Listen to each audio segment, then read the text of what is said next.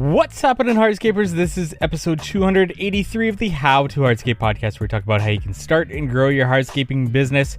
And on today's episode, we have a takeover episode from Cycle CPA, where they sit down, Joe and Carla Policastro from Cycle CPA, to talk about the year end and planning for the new year with us, getting started with budgeting and taking a look at this year's numbers and planning for next year, what that means and what you should be taking a look at in your business. We are proud to have Cycle CPA as a sponsor. They are our longest running sponsor, so I do want to say very much thank you to Cycle CPA for continuing to sponsor the How to Hardscape podcast.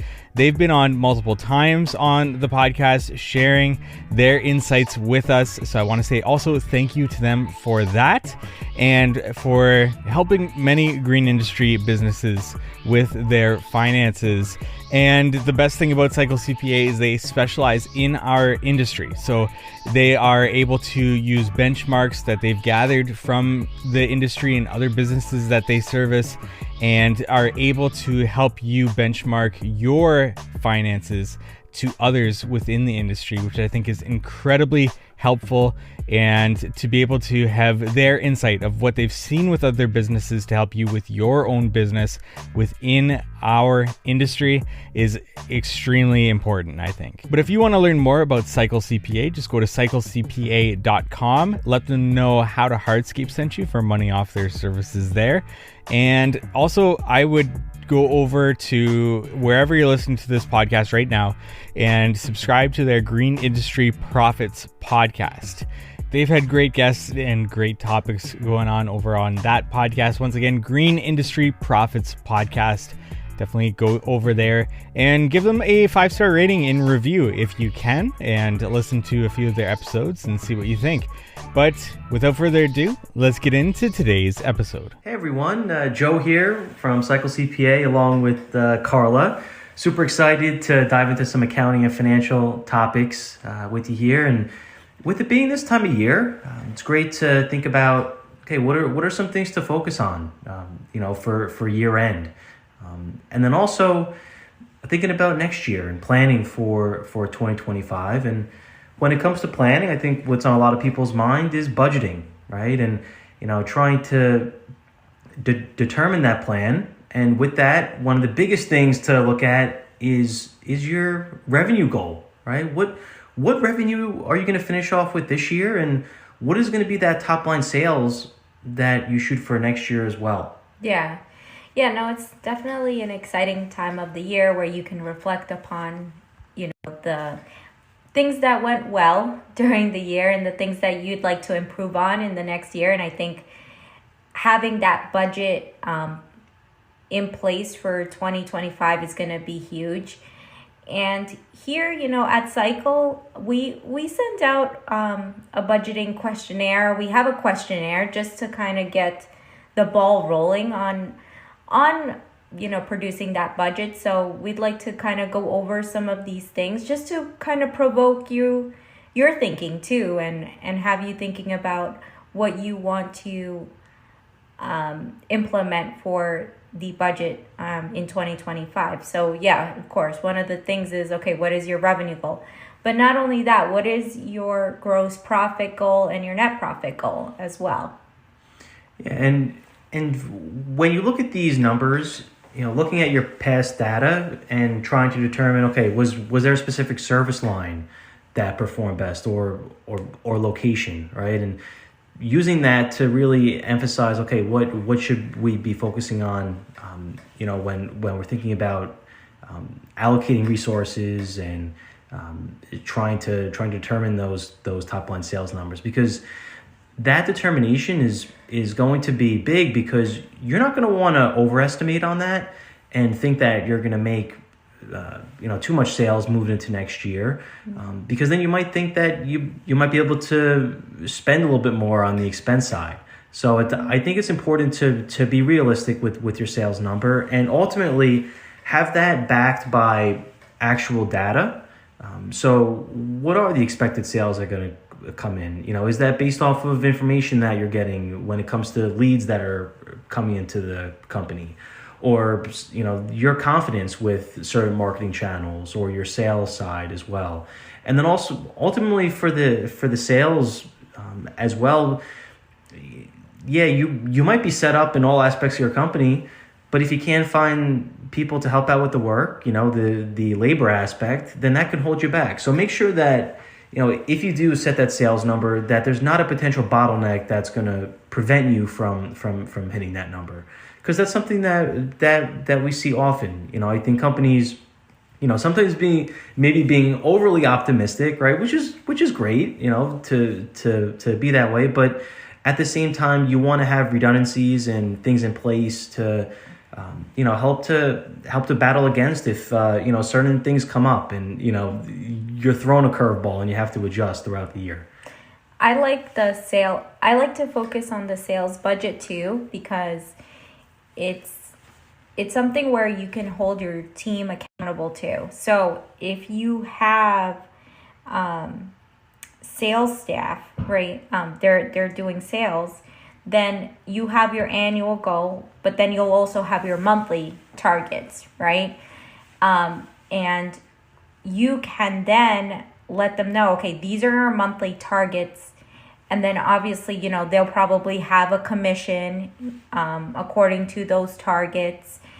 But then when you revisit it, you have to revisit it every month. Did we meet the target for January, And you don't want to meet with them like in March about January sales targets. You want to meet with them in February as soon as like the month closes, because the great thing about a budget is it's there to keep you and your team accountable and seeing if you can adjust along the way, so that you're not at the end of the year and you're not disappointed that you didn't meet your budgeting goals. Everybody's on the same boat and on the same team as far as what the targets are, especially when it comes to sales, if you do have that sales staff.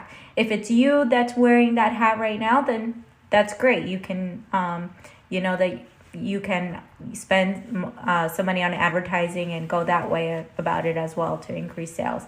The next thing is thinking about your direct costs. So this is cost directly related to producing the job. So materials, field labor costs, equipment rentals, stuff like that. You can look at the prior years and see, okay, maybe I need to really focus on my material costs. That's what's really driving my gross profit down.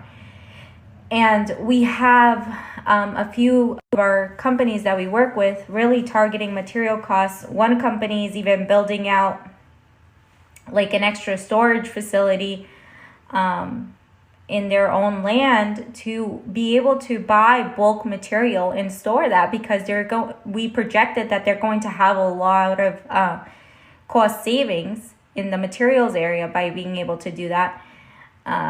Another client took their vendor list from QuickBooks Online because they spent like $200,000 with them for the year, and say, hey, can we negotiate some discounts or better terms here, because I spend like $200,000 with you in material costs. And they were able to negotiate better terms, from going from 30 days to 45 days out. So now they can pay them a little bit later. But not only that, they're getting a little bit of a discount now as well, because, that vendor relationship is important. They don't want to lose out on that business. But you just have to take your data and analyze it and take that to the vendor and have that discussion for negotiation. So those are just two examples of ways you can save on material costs. And so now in those two clients in their budget, they are budgeting for a little bit of a lesser percentage than the prior years on the materials side of things. Yeah, and that's ultimately how you can get a competitive advantage, is trying to manage your company and your expenses, and looking at ways where you can decrease not only some of your direct costs, as Colin mentioned, but also looking at your overhead costs, right? All of those costs that are not directly tied to performing the work in the field, right? Looking at marketing, overhead salaries, rent, utilities, depreciation, all of those overhead costs. And ultimately, after all of those costs, you have your net profit goal. And it's important when you're budgeting it out to also, and I would also say within your estimating as well, build in a buffer, because there are certain things that come up in business, right? And you want to basically have something to, help to battle against that. And then also when you're building out the budget as well, it's good to quantify some of your goals, so if you know that you need to, make a certain revenue mark to, make certain profitability, how many projects does that actually entail? Right. Is it an extra 25 projects next year? And then think about, okay, do we have the resources in order to, help, basically reach that goal? One of the other questions to ask, are you looking to use more employees this year in-house, or are you looking to utilize subcontractors? We work with some clients that only subcontract out their work, and they're very profitable. We work with some clients where they use no subcontractors and they just use in-house employees, right? So there's no right or wrong answer. There's positives and negatives to each, but I think it's important because it is the biggest expense in the company. So it's something that, it's a big decision that you can ultimately make. But definitely something to consider as you're looking to, budget out and plan. Yeah.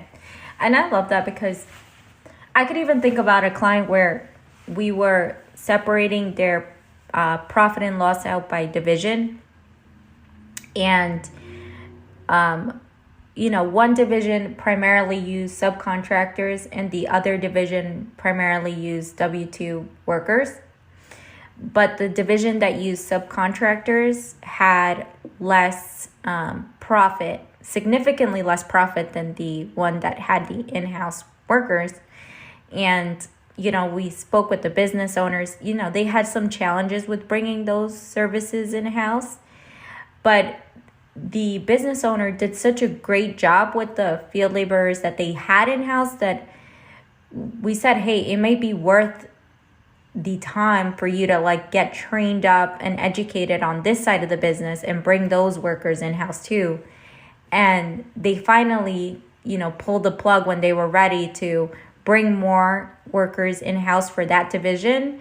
And it ended up being even a more successful division than the other one. So I think, analyzing your P&L and kind of going with what and how people are performing is important too. And maybe, that's a drastic change, right? But it ended up being more profitable for the business in the long run.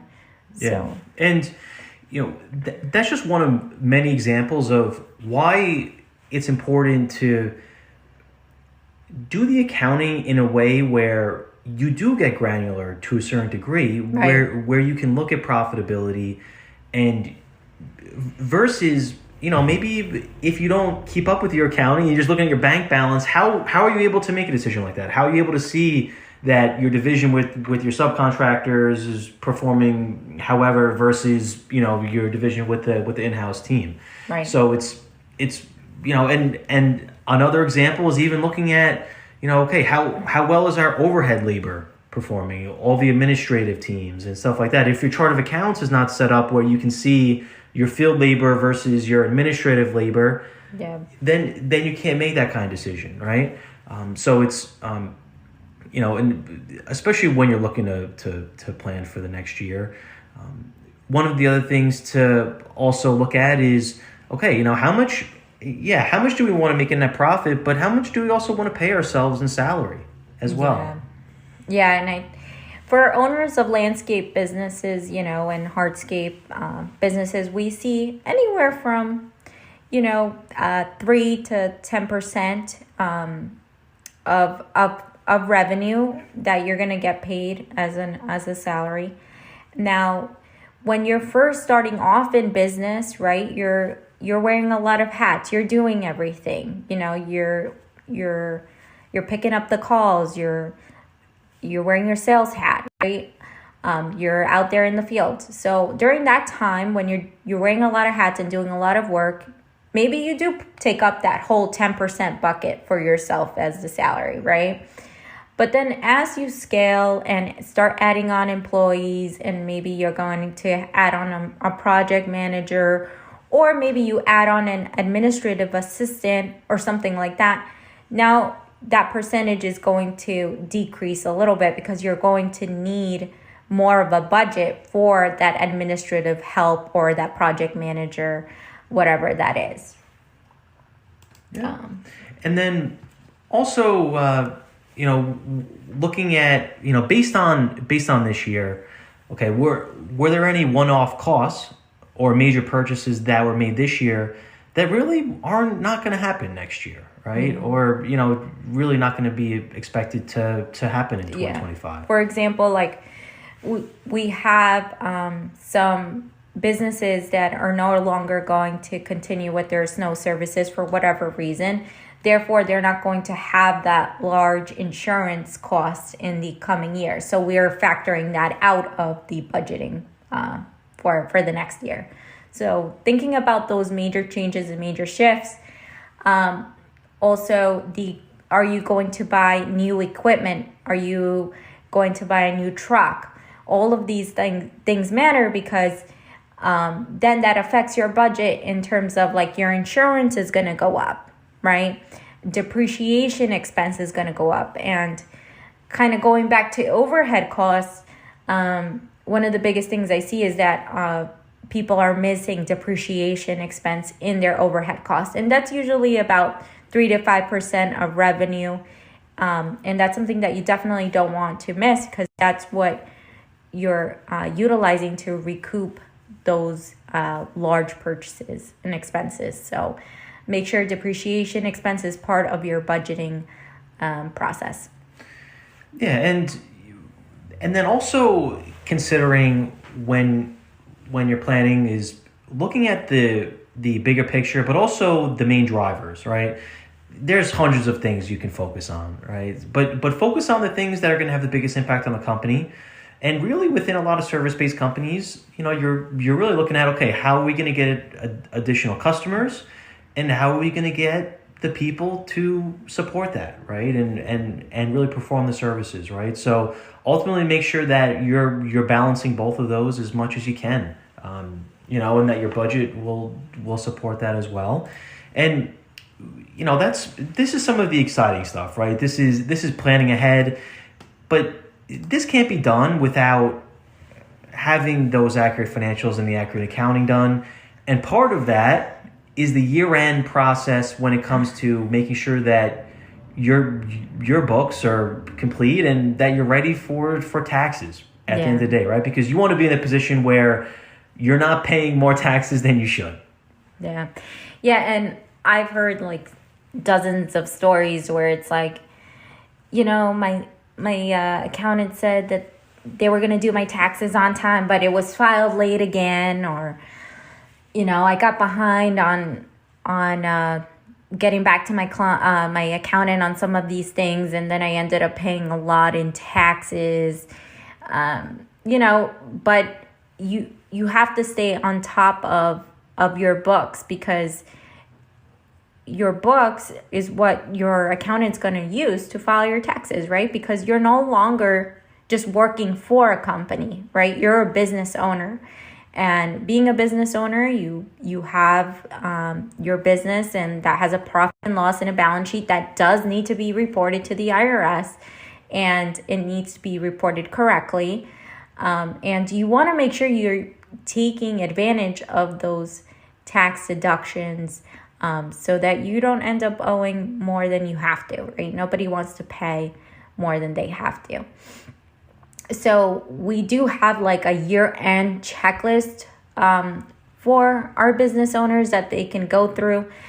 So these are just some things to think about, to talk about with your accountant as you're heading into the end of the year. So first off is reconcile your fixed assets. So what does that mean? In 2024, did you purchase a new skid steer, mower, truck, trailer, office furniture, computers, iPads? All of those major purchases needs to be reported so that you can actually take advantage of depreciation for 2024. Okay. If you did not communicate these major purchases to your accountant, they're not going to know that you had these purchases, and you're going to miss out on depreciation. What is depreciation? So depreciation expense is the expense that you're going to take for the year on those major purchases. So let me give you an example. So you purchased a truck for $50,000, but in 2024, but not the entire $50,000 may be expensed for 2024. Your tax accountant may go that route, but they may not, right? So maybe you're only expensing $10,000 for 5 years, right? So $10,000 for 5 years is $50,000. So depreciation for that truck for the year would be $10,000, so that it's spread out over 5 years.